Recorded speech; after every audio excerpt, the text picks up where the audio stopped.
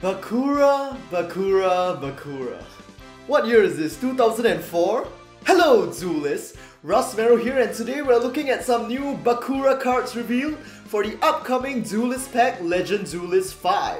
Now I have to say I have no idea which Legacy Duelist they were going to pick after my last year, but thinking about it, Bakura is probably the best choice. I am super hyped for this. I'm really glad they picked him instead of like, I don't know, Weevil? Anyway, let's take a look at his brand new cards. First, we have a new form of Dark Necrofear called Curse Necrofear. This card cannot be normal summoned or set and can only be special summoned by a card effect. You can only use this card name's first and second effects once per turn. First effect, you can target 3 of your banished fiend monsters. Special summon this card, then shuffle those targets into the deck. So, wow, this is basically phase 2 of Necrofear. First, you banish 3 fiends from your graveyard to get your Dark Necrofear, and then you literally get rewarded for special summoning this Curse Necrofear for essentially free. Second effect, if this monster you control is destroyed by your opponent and sent to the grave, during the end phase of that turn, special summon this card from the grave, then you can destroy cards your opponent controls up to the number of spell traps you control with different names. Wow. Alright, so Dark Necrofear has always been a pretty sick card, I feel, especially back in the old days. But I always felt like the deck was missing something. Like, Dark Necrofear can deal with some situations, but it's not foolproof. There are ways to play in order to get around it or basically counter it even after it gets off. So I really like how Curse Necrofear basically just represents a different approach. Instead of taking control of your opponent's monsters, you just blow things up. The more spirit messages you have, because this deck is still going to be focusing on the Destiny board and spirit message combo, so it's really nice how it fits into that as well and just improves the overall synergy of the deck, I feel, just giving it more plays than it used to have. Next here we have some creepy level 3 support monsters, starting with Dark Spirit of the Denial. You can only use this card name's first and second effects once per turn. First effect, during the start of the damage step in which your opponent's monster attacked, you can send this card you control or in your hand to the grave, then target one level 8 fiend monster in your grave to special summon that monster, but its effects are negated, and switch the attack target to that monster and proceed to damage calculation. This is basically perfect for Bakura's deck because it doesn't matter if Dark Necrofear or Curse Necrofear's effects are negated, because they are going to trigger in the graveyard after they are destroyed, so that effect negation no longer applies after they are sent to the graveyard. So, great support. And I mean, considering the Necrofears have 2800 attack, it can probably be pretty suicidal for your opponent to choose to attack this Dark Spirit anyway. Second effect, if a level 8 fiend monster is sent to your grave while this card is in the grave, you can add this card to your hand. Wow. Well done, Konami, well done. But I mean, the legacy decks are weaker compared to the shenanigans we have nowadays, so they kind of do need this kind of single card that's a bit OP kind of stuff. I mean, we are pretty much used to it by now, seeing the other sort of OP cards we've seen from the previous Legend Duelist packs. Next, we have the Dark Spirit of Malice. You can only use this card name's first and second effects per turn. First effect, when your opponent activates a card or effect, you can send this card you control or in your hand to the grave, target one level 8 fiend monster in your grave, special summon it, but its effects are negated. Exactly the same as the previous Dark Spirit of Denial, but this one adds a different dimension, allowing you to respond to your opponent's effect activations. And what I really like about both of these Dark Spirits is that they can be sent from the hand as well, so they are basically a sort of hand trap at the same time. They don't have to be on the field to trigger. And the exact same second effect, if a level 8 fiend is sent to your grave while this card is in the grave, you can add this card to your hand, so recycle.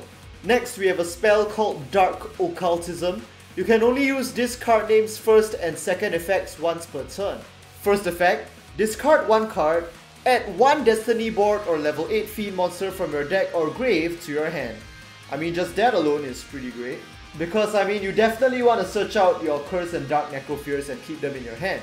Second effect, you can banish this card from the grave except during the turn this card was sent to the grave. Place any number of spirit message cards or Destiny board in your hand or grave, each with different names, on the bottom of your deck in any order. Then draw cards equal to the number of cards placed.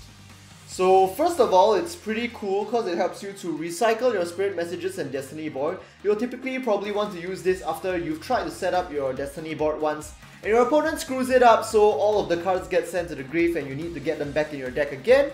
while also basically giving you some hand advantage. Especially, yeah, the more closer you were to achieving Destiny Board the first time, the more hand advantage you gain from this card. That's pretty good.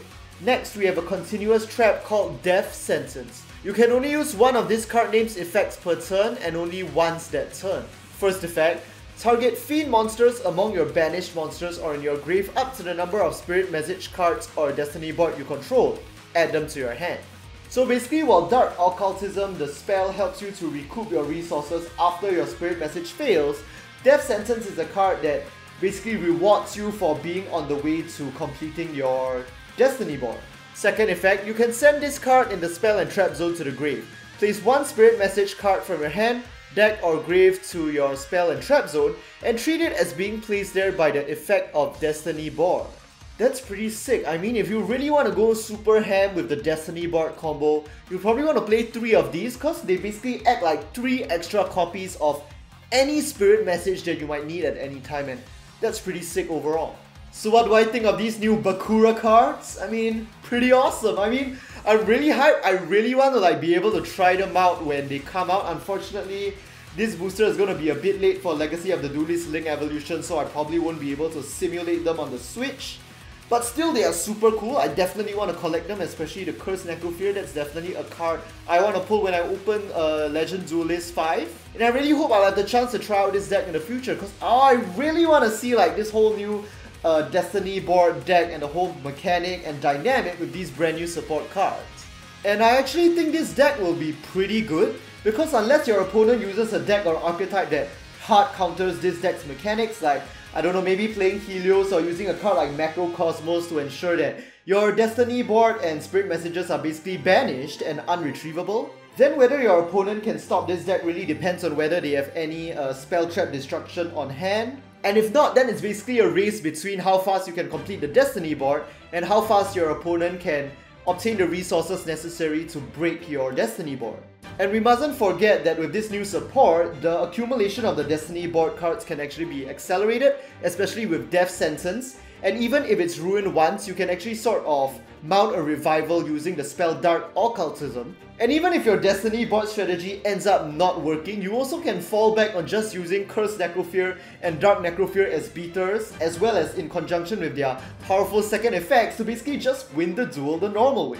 So yes, I do find all of this pretty interesting, pretty cool, and I'm really excited about these new cards. So that'll be all for this breakdown video. If you enjoyed it, do like, comment, and subscribe, and I'll see you guys in the next Yu-Gi-Oh! Video. Go my way, I'll fly the wind, dance like the wind.